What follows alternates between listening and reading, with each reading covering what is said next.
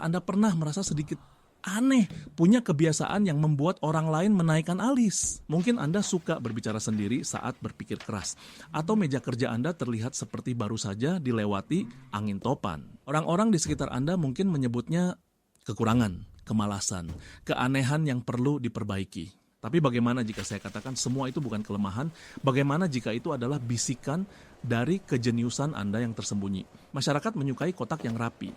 Mereka punya definisi sempit tentang normal dan pintar. Jenius pada dasarnya tidak pernah muat di dalam kotak. Hari ini kita akan membongkar 7 kebiasaan aneh yang sering disalahpahami, namun sebenarnya merupakan tanda dari pikiran yang bekerja secara berbeda dan luar biasa. Kebiasaan pertama, kekacauan kreatif. Lihatlah meja Anda, apakah itu rapi sempurna atau lebih mirip sarang seniman gila? Albert Einstein pernah berkata, jika meja yang berantakan adalah tanda pikiran yang berantakan, lalu apa tandanya meja yang kosong? Masyarakat mengasosiasikan kerapian dengan produktivitas dan disiplin. Meja berantakan itu pasti tanda kemalasan. Tapi penelitian dari University of Minnesota menemukan sesuatu yang mengejutkan. Orang-orang di lingkungan yang berantakan menghasilkan lebih banyak ide kreatif daripada mereka yang berada di ruangan yang rapi. Mengapa? Kekacauan visual memutuskan kita dari rutinitas dan pemikiran konvensional. Pikiran Anda dipaksa untuk mencari koneksi baru di antara objek yang tidak berhubungan memicu inovasi. Jadi, jika meja Anda sedikit berantakan, mungkin itu bukan karena Anda malas. Mungkin pikiran Anda hanya terlalu sibuk membangun mahakarya berikutnya. Kebiasaan kedua, berbicara dengan diri sendiri. Pernahkah Anda tertangkap basah sedang bergumam pada diri sendiri? Saat mencoba memecahkan masalah, rasanya sedikit memalukan, bukan? Masyarakat sering menganggap bicara sendiri sebagai tanda kegilaan atau kesepian. Itu adalah sesuatu yang kita coba sembunyikan. Namun, para psikolog menyebutnya private speech atau self-talk. Dan itu adalah alat kognitif yang sangat kuat. Ini bukan tanda saat Anda menyuarakan pikiran Anda mengubah konsep abstrak menjadi kata-kata yang konkret. Ini membantu mengorganisir ide, memperkuat memori, dan mengatur emosi. Anak-anak melakukannya sepanjang waktu untuk belajar. Para atlet melakukannya untuk fokus. Para jenius melakukannya untuk memecahkan masalah yang kompleks. Jadi, lain kali Anda berbicara pada diri sendiri, anggap saja Anda sedang melakukan rapat dewan direksi dengan orang terpintar yang Anda kenal. Diri Anda sendiri. Kebiasaan ketiga, menjadi burung hantu malam. Dunia memuji mereka yang bangun pagi. Burung yang bangun pagi akan dapat cacing. Tapi bagaimana dengan burung hantu yang menemukan galaksi? Masyarakat sering melabeli para begadang sebagai orang yang tidak disiplin atau tidak sehat. Mereka dianggap melanggar ritme alami kehidupan. Namun beberapa studi termasuk satu dari London School of Economics menemukan korelasi antara menjadi night owl dan IQ yang lebih tinggi. Teorinya adalah bahwa begadang merupakan evolusi perilaku yang lebih baru. Nenek moyang kita tidur saat gelap. Memilih untuk tetap terjaga dan aktif di malam hari adalah tanda pikiran yang adaptif dan ingin tahu. Selain itu, malam hari menawarkan keheningan, gangguan lebih sedikit. Ini adalah waktu yang sempurna bagi pikiran untuk berkeliaran bebas dan melakukan pekerjaan yang dalam tanpa interupsi. Jadi, jika Anda lebih produktif saat bulan bersinar, jangan merasa bersalah. Anda mungkin hanya selaras dengan ritme jenius Anda. Kebiasaan keempat, mencoret-coret tanpa tujuan. Anda sedang dalam rapat atau kelas yang panjang.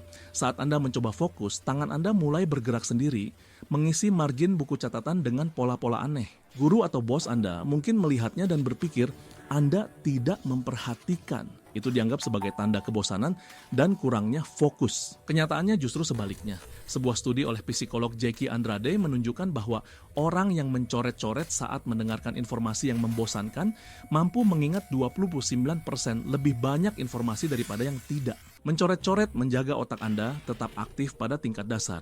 Ini mencegah Anda melamun sepenuhnya yang merupakan musuh utama konsentrasi. Ini adalah titik tengah yang sempurna antara fokus penuh dan kehilangan fokus. Ini juga bisa menjadi cara pikiran bawah sadar Anda memecahkan masalah. Sementara pikiran sadar Anda mendengarkan, pikiran bawah sadar Anda membuat koneksi melalui bentuk dan garis. Jadi, coretan Anda bukan sekadar coretan. Itu adalah jejak dari pikiran yang bekerja. Kebiasaan kelima, memiliki sedikit teman. Dalam budaya yang terobsesi dengan popularitas dan jumlah pengikut, memiliki lingkaran pertemanan yang kecil sering dianggap sebagai kegagalan sosial.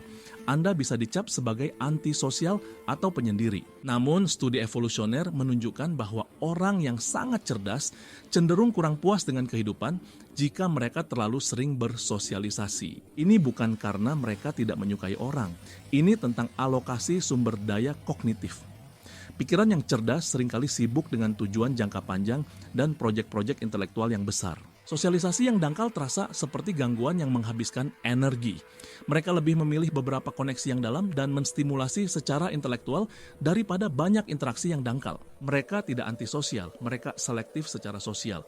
Mereka mengutamakan kualitas daripada kuantitas dalam hubungan manusia, sama seperti dalam pekerjaan mereka. Kebiasaan keenam, menjadi kritikus terburuk bagi diri sendiri. Anda baru saja menyelesaikan proyek yang dipuji semua orang. Tapi di dalam hati yang bisa Anda lihat hanyalah kekurangannya. Anda merasa seperti penipu yang akan segera terbongkar. Ini sering disebut sebagai impostor syndrome.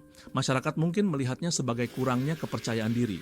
Mereka akan berkata, kamu harus lebih percaya diri. Namun, ini bisa jadi merupakan sisi lain dari efek Dunning-Kruger. Efek ini menyatakan bahwa orang yang tidak kompeten cenderung melebih-lebihkan kemampuan mereka. Sebaliknya, orang yang sangat kompeten justru cenderung meremehkan kemampuan mereka. Mengapa? Karena semakin banyak Anda tahu, semakin Anda sadar betapa banyak yang tidak Anda ketahui. Kejeniusan tidak terletak pada memiliki semua jawaban, tetapi pada mengetahui kedalaman pertanyaan. Kritik diri yang tajam ini, jika dikelola dengan baik, bukanlah sabotase diri. Itu adalah mesin pendorong untuk perbaikan tanpa henti. Itu adalah komitmen pada standar yang luar biasa tinggi. Kebiasaan ketujuh dan terakhir, cenderung cemas dan terlalu banyak berpikir. Anda akan membuat keputusan sederhana, seperti memilih sereal di supermarket, tapi pikiran Anda sudah memproyeksikan 10 skenario berbeda tentang dampak nutrisi, harga, dan preferensi keluarga. Kecemasan dan overthinking dianggap sebagai kelemahan di dunia yang menuntut tindakan cepat dan tegas. Ini dilihat sebagai tanda keraguan dan ketidakefisienan. Namun, beberapa studi telah menghubungkan kecemasan, terutama kecerdasan verbal, dengan aktivitas yang lebih tinggi di area otak yang bertanggung jawab untuk imajinasi dan antisipasi masa depan. Pikiran yang cemas adalah pikiran yang pandai bercerita. Ia dapat memvisualisasikan berbagai kemungkinan, baik dan buruk, dengan detail yang luar biasa. Ini adalah simulator realitas yang kuat. Ketika kemampuan ini diarahkan, ia tidak lagi menjadi kecemasan, melainkan menjadi perencanaan strategis, identifikasi risiko, dan kreativitas dalam memecahkan masalah. Kemampuan untuk melihat masalah sebelum terjadi adalah sebuah adidaya. Jadi, apa yang harus kita lakukan dengan semua keanehan ini? Kuncinya bukan untuk menghilangkannya. Itu seperti mencoba membuat elang berhenti terbang karena itu tidak normal bagi ayam. Kuncinya adalah pemahaman dan penyaluran. Sadari bahwa meja berantakan Anda mungkin adalah kanvas Anda. Pembicaraan diri Anda adalah ruang rapat strategis Anda. Kecemasan Anda adalah radar Anda. Berhentilah melawan cara kerja alami otak Anda dan mulailah bekerja dengannya. Ciptakan sistem yang mendukung kekacauan kreatif Anda. Jadwalkan waktu menyendiri untuk berpikir. Gunakan kecenderungan overthinking Anda untuk menulis rencana yang sangat rinci. Kejeniusan bukanlah tentang tidak memiliki kekurangan. Kejeniusan adalah kemampuan untuk mengubah apa yang dilihat orang lain sebagai keanehan menjadi kekuatan super terbesar Anda. Jadi, lain kali Anda merapikan meja yang terlalu berantakan atau memarahi diri sendiri karena berbicara pada cermin, berhentilah sejenak. Tersenyumlah. Mungkin saja jenius dalam diri Anda hanya sedang sibuk bekerja.